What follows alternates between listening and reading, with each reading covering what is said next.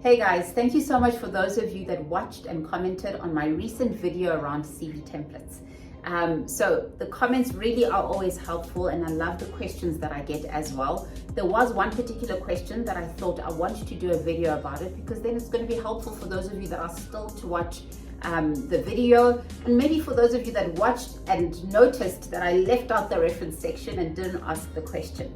So I think it's an important one to go through, and I'll take you through from a graduate perspective why I left it out in my video. But for those of you that have worked and do have work experience, how to go about the reference section. So for those of you that are graduates, the reason why I left it out of my CV template video is because in the 10 plus years that I've done grad recruitment, I've never once called someone for a reference on a graduate, right? Because the understanding is that as a graduate coming out of university, some of you may have experience, some of you may not, right? And so there's no level of consistency in terms of how we approach the candidates, because we understand that some may not actually have references to put down. And so the idea really is that as graduates, you are picked based on merit, you're picked based on how you've done academically, how prepared you are for interviews, what extracurricular activities you've done, what have been some of your key achievements. Those are the things that we look for in graduates generally, and that's across the many different industries that I've worked for, right? So as a graduate, I think really focus on being goal-driven initially, and making sure that you are doing the right activities that are going to get you seen and noticed. And then afterwards, that's what you present on your CV, because that's the most important information. So for graduates, it's really not necessary to put any references on your CV. For those of you that have worked and that can talk to some level of experience, it is important to have a reference section. But what I see lately is that people put the title references, and underneath that they say available on request.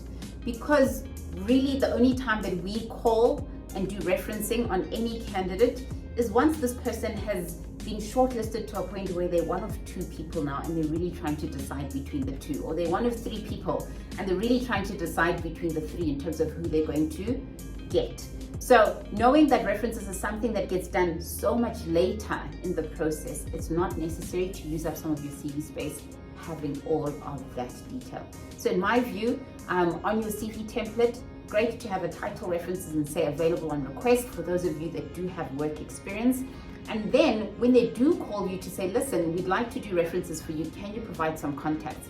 At that point in time, when you're providing contacts, please make sure that you're the first person to call that contact, right? And make sure that they know that, listen, I've applied for a particular role, they've asked for details in terms of references, and I have given them your contact details. So please expect a call from this particular company and give them a reference on my performance.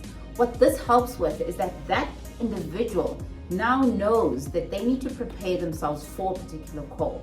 It gives them time to think through their experience working with you. It gives them time to think through what were some of your strengths, what were some of your development areas, what are some of the highlights for them in working with you, so that when the call comes, they're prepared for that kind of call and they're able to give really holistic, well thought through feedback on you.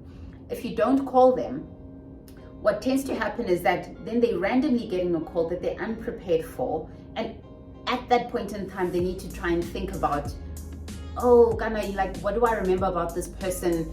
And they're kind of then going to give feedback based on that point in time that they're thinking about it, as opposed to having a day or two to actually really consider it. So that's just really a quick tip for those of you that do get to a point where they've asked for your references. Make sure always that you've contacted your references ahead of time and let them know, so that they're giving the best possible feedback about how they've experienced working with you. So guys, just wanted to make that short video really to just give context into references on CVs and why I left it out in the particular template, but also for those of you that are working, how to go about approaching that particular stage of your interviews. So I really hope that was helpful for you guys in just giving context into references.